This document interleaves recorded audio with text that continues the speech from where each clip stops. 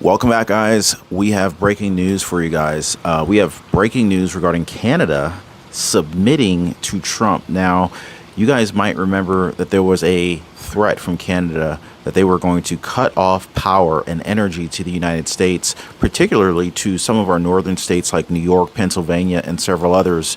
But Trump has issued these tariffs.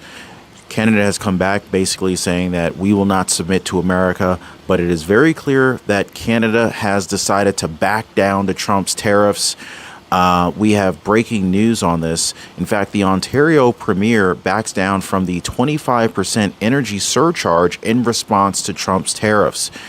Now, comment down below if you guys are able to see and hear me okay on this live. I really appreciate you guys. We have breaking news on this. We also have breaking news regarding the House just passing a bill to avert the government shutdown through September 30th. Big news from House Speaker Mike Johnson. We're going to talk about that a little bit later on. If you guys appreciate the daily news updates, please take a second and hit the like button for the video. I really do appreciate you guys. And don't forget to subscribe to the channel as well. I really love seeing our community grow and thrive here. And let me know if you were one of the folks who called this all along, if you were saying that Trump was going to beat Canada in these negotiations. Let me know if you guys had called this, that Canada was going to back down and literally submit to negotiating with Trump over these tariffs because Trump is a superior negotiator over Justin Trudeau, or in this case, the Ontario Prime Minister,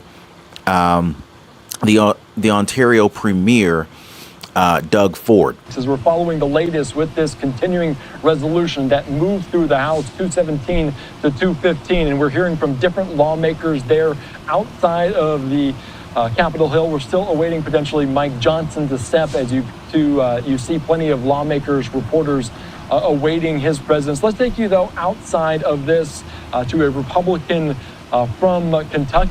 Now, let's talk a little bit about how we got here. So U.S.-Canada trade war heated up as Trump doubled the tariffs on metal imports. Okay, so what we're looking at here, and this is breaking news, guys. Literally, this one's 2 hours ago. I have another update for you guys that literally came out minutes ago. We're going to talk about it all. I want to get you guys up to speed.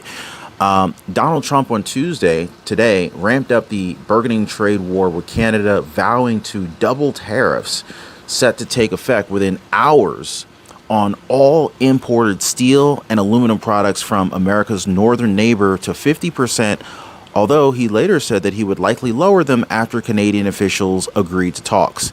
Now, again, Trump's threats were not idle threats. They were followed up with action. Already Canada, and I respect very much, as you know, there's a very strong man in Canada who said he was going to charge a surcharge or a tariff on electricity coming into our country. He has called and he said he's not going to do that. Okay, he's not going to do that. And it would have been a very bad thing if he did. And he's not going to do that, so I respect that. But we were just informed that he's not going to do that. Did we see any kind of action like this from the Biden administration, from Kamala Harris influencing Biden? Like, I don't remember seeing anything like this. The previous administration just allowed us to get screwed over.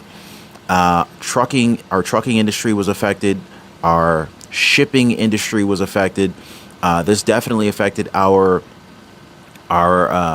supply chain, and this negatively impacted inflation. And we've all comment down below if you're seeing inflation still, right? Now, of course, we can't expect Trump to eradicate inflation in like 2 months. It's not realistic, right?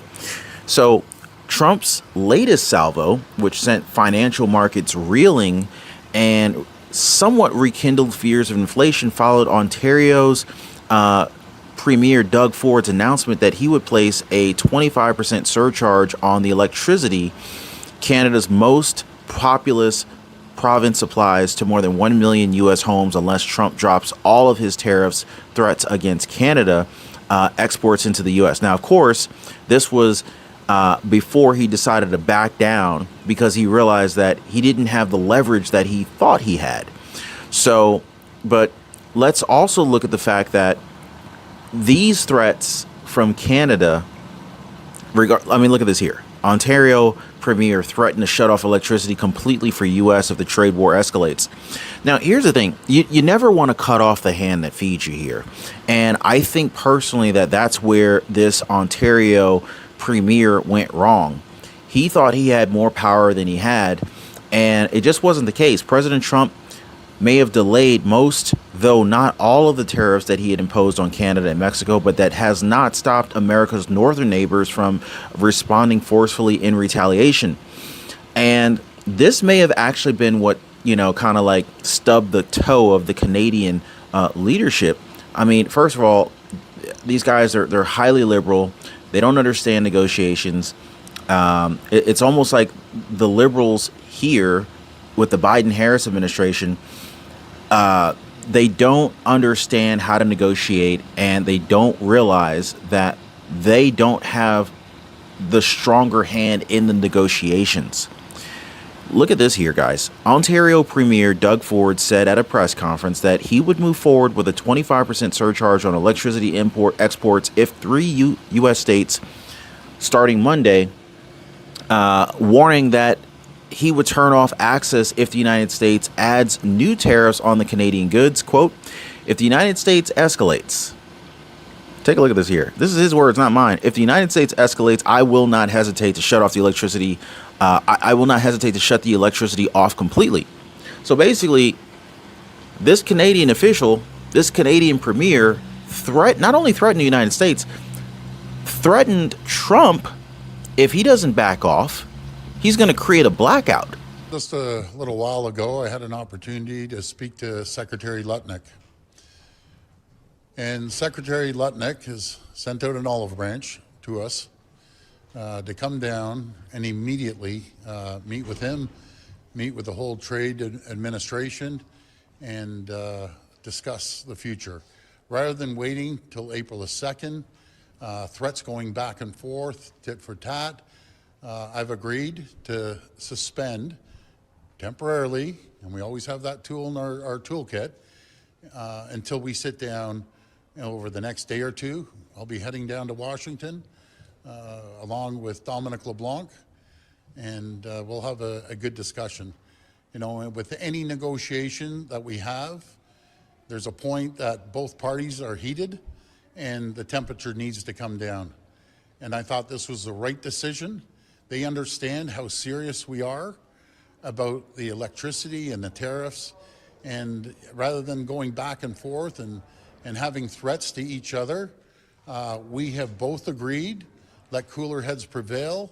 We need to sit down and move this forward. I mean, that's what happens when you cut off the electricity to an entire state, to states, right? And less than 24 hours after this threat, he's forced to back down. Now, what does this say for Canadian leadership, right? Like, I would hate to be a leader making a threat, amping up my supporters, and here I am puffing my chest up. If I'm this Canadian premier by the name of Doug Ford, he's amping his chest up like, hey, we're gonna cut off the power to the United States if they don't succumb to our demands. And then less than 24 hours later, it's like, I'm sorry, I didn't mean to do that. Please, we're not going to cut off power to you guys. Let's come to the negotiations and let's have a talk. Let's work this out. And this is not a good look for Canada right now. It's not a good look for Canada right now. Now, I love my Canadian brothers and sisters, but these are probably not the best leaders to make Canada look the best. That's all I'm saying. Quote, believe me when I say I do not want to do this. I feel terrible for the American people because it's not the American people who started this trade war. It's one person who's responsible. That's President Trump. So these liberal Canadian leaders have initiated an anti-Trump agenda, and it's now burning them in the butts. And that's the sad part for Canadians because, Americans didn't ask for other countries to treat us unfairly. Canadians don't want to get burned with higher prices because their leadership doesn't know how to negotiate and just play fair. So it's like it's the little people that get caught in the middle every single time. Ford on Monday said that the 25% surcharge will cost families and businesses in New York, Minnesota, and Michigan, and add around $100 per month to the bills of hardworking Americans. Well, turns out that looks like that's not really going to happen. So it's almost like this Canadian PM ended up with egg on his face. So get this, Ontario now suspends the 25% electricity surcharge for U.S. customers after Trump ups aluminum steel tariff. So it's like, sometimes it's better in negotiations to say as little as possible. This guy, he jumped the gun, kind of like, I don't know if you guys saw that particular clip where there were these swimmers and they were ready, waiting to jump in the pool and race in this swimming lap. And there's a little kid, he's probably like 8 years old. He's out in the crowd and he blew a little whistle toy that he had. And one of the swimmers jumped the gun into the water. It wasn't the official whistle. And that pretty much disqualified him from being able to go to the Olympics. Well, this is pretty much what happened with the Canadian leader, Doug Ford, today. So get this, guys. Ontario Premier Doug Ford announced earlier today, just hours ago, that Canada's most populous province was suspending its 25% surcharge on electricity imports to the United States, only hours after President Trump announced additional 25% duties on Canadian aluminum and steel. See, apparently, these liberal Canadian leaders, they don't realize that Trump can hit a lot harder than they can. And Trump doesn't even want to have to do that. He just wants to have fair trade take place. In a statement on X, Ford said that he had a productive conversation with Commerce Secretary Howard Lutnick, and the two would meet in Washington Thursday alongside U.S. Trade Representative Jamie Greer. Ford said that he would discuss a renewed USMCA with Lutnick and Greer, referring to the North American Trade Agreement signed during Trump's term. And in response, Ontario agreed to suspend its 25% surcharge on exports of electricity to Michigan, New York, and Minnesota. So there you have it, guys. I mean, that's a big move forward. The 50% tariff was set to go into effect on Wednesday morning, which would be tomorrow morning, but Trump trade advisor Peter Navarro told CNBC News today afternoon, there would be no 25% increase after Ford called off the electricity surcharge. Trump also warned Canada to drop their high tariffs on U.S. dairy products and said that he would increase levies on Canada's auto industry on April 2nd, promising to decimate its exports. That's a pretty severe threat. That's a pretty severe threat coming from Trump, and I honestly wouldn't want to test Trump on that one. I don't want to test Trump and find out, this guy isn't playing. This guy's not playing. And these are probably really simple negotiations for Trump. Trump negotiates like multi-billion-dollar deals. So this is like almost like taking candy from a baby.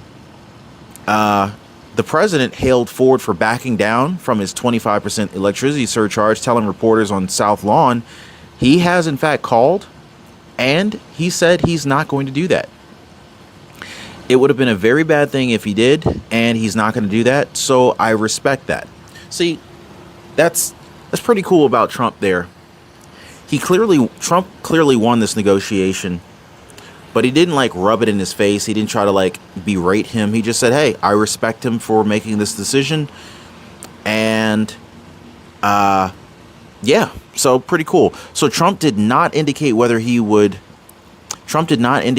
not the steel and aluminum tariffs would take effect on Wednesday. The ongoing trade war has been brewing with Canada since Trump took office, and it's been going on ever since. But get this, guys, the stock market is reacting. Check this out.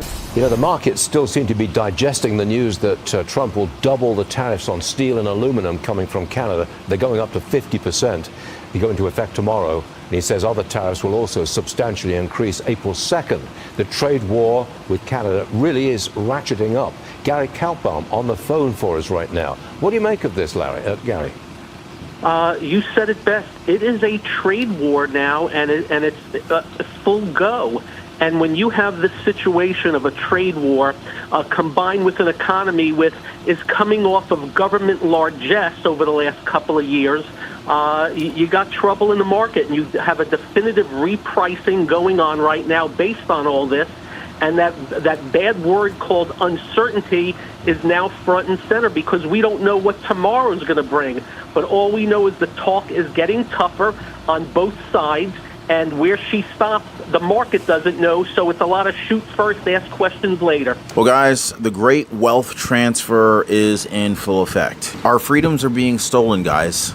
Credit card companies are out to get us. And if you don't understand the game, well, you end up getting played by the game. Now, if you're anything like me, guys, you know, you were probably out of shape, maybe in debt, living paycheck to paycheck, and just feeling like the system was just completely taking advantage of you.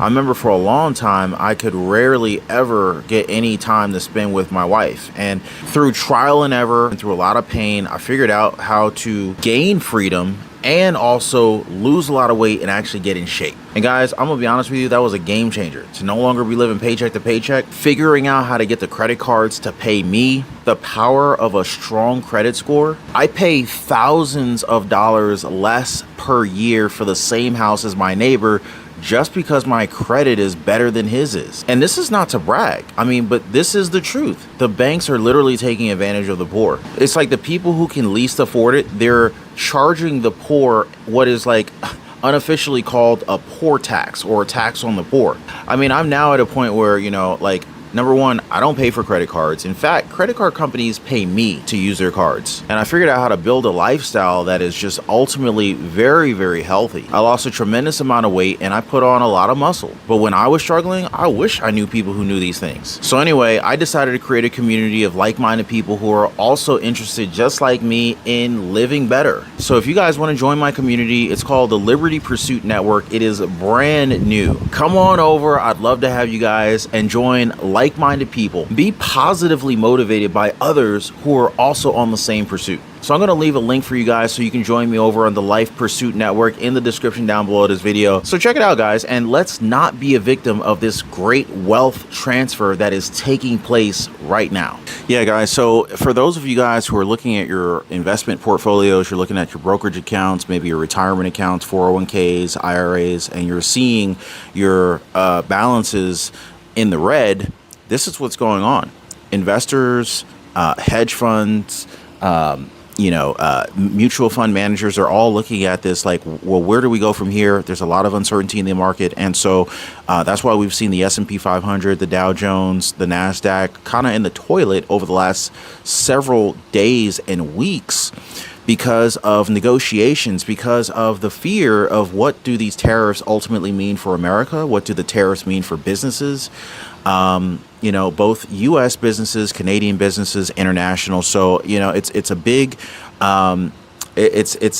since we really haven't had like a whole lot of changes with regard to tariffs over the last several years, it's kind of hard to predict the exact outcome and how this is going to impact, our economy, workers, in terms of jobs. How is it going to affect households in terms of their daily and monthly expenses? So, whenever we see uncertainty in the market, we're always going to see a spike in volatility, but that's okay. That's okay in the short term. That's why it's always good to have multiple streams of income to protect against layoffs, job loss, market uncertainty. You want to have multiple streams of income, a diversified portfolio. Now, of course, I'm not an investment advisor. This is not investment advice, especially as you're approaching retirement age. Comment down below if you're approaching retirement age or you're hoping to retire early. Let me know if you're already receiving Social Security, maybe SSI or SSDI. Comment down below. I'd love to hear from you guys. So breaking news, just moments ago, the House passes a bill to avert a government shutdown September 30th. Mike Johnson, House Speaker. So U.S. House voted just a few hours ago to pass a short-term federal funding bill that would stave off a government shutdown until at least September. We briefly heard the update from Fox News not too long ago. But let's talk about why this matters. So the bill removes the specter of a shutdown looming over President Trump as he tries to use the early months of his presidency to pass a fiscal bill. So the bill passed the House virtually along party lines, with all Republicans except Representative Thomas Massie of Kentucky voting for it, and all Democrats except for Jared Golden of Maine voting against it, a Democrat from Maine. So the vote was 217 to 213. It still has to pass the Senate, however, where it's going to need the support of at least 7 Democrats to overcome the 60-vote filibuster threshold. So we're going to see what happens there. Now, Democrats coalesced against the bill because it does not include language that would restrict DOJ from being able to unilaterally cut congressional appropriated spending. Now, here's the thing that kills me, and this is the thing that is really like driving lifelong Democrats away from the Democratic Party, because the Democrats have really shown their cards. The Democrats have really shown their hand, because it's like, look, every American is looking forward to a DOJ stimulus check. Like, comment down below if you're not. If you don't care about a DOJ stimulus check, say, I don't care about a check. But if you're looking forward to getting a DOJ dividend refund check, comment DOJ dividend refund check. Because, first of all, no American, if you're a real American, no American is okay with waste. No tax-paying American wants to have their hard-earned money taken from their paychecks so that they can be wasted and thrown at these silly, frivolous spending choices that have been led by radical liberal Democrats over the years. All this transgender research, transgender mice, like how long transgender mice tend to sleep at night. Like, this is ridiculous. Sending hundreds of millions of dollars worth of condoms over to Hamas. Like, none of this makes any sense. And we don't want to have our hard-earned taxpayer dollars wasted on this stuff. We want our people here at home, here in America, to be taken care of. We want to make sure that Social Security is there. Let me know if you guys feel me on this. I mean, I look forward to one day being able to collect Social Security. Let me know if you want to see Social Security be around so that you can retire and your kids can retire and that this system can remain afloat. But this can't happen when they're sending all our money over to Ukraine and all these other places. Also, not only would DOJ be able to send us up to $5,000 DOJ dividend stimulus checks, but we could also end up benefiting by way of paying less taxes. Like, who wouldn't want to see less taxes taken out of their paychecks so that they could get more of their paycheck back, right? Like, am I the only one who looks forward to like a tax refund check, at the beginning of the year? Like, I'm just saying, guys. So drop me your thoughts. Let me know what you guys are thinking. If you haven't already, hit the like button, subscribe to the channel.